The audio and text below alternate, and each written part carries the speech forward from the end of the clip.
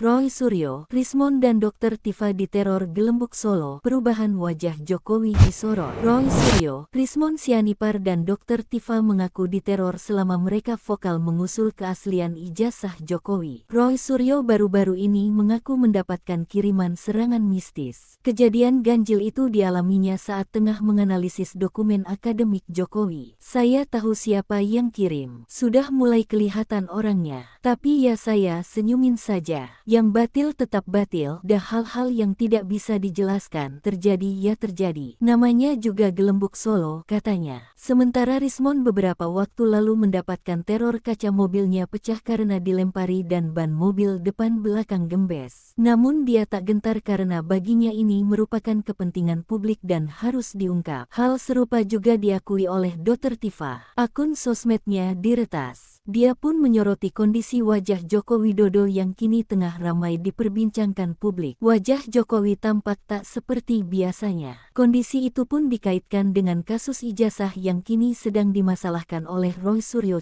Penampilan Jokowi saat keluar dari rumahnya membuat banyak netizen bertanya-tanya. Penampakan wajah Jokowi terakhir dilihat pada tanggal 28 Mei tahun 2025 lalu saat keluar dari rumahnya di Sumber, Kota Solo. Saat itu ia menerima kunjungan teman-teman SMA yang membantu menyelesaikan kasus ijazah.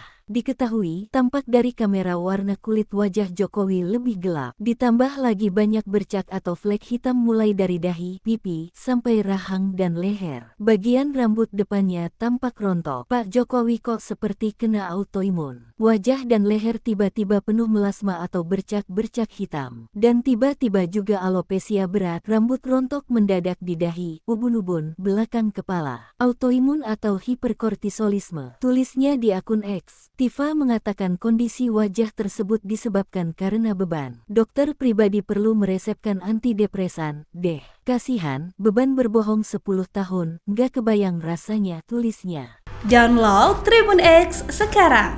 Menghadirkan lokal menjadi Indonesia.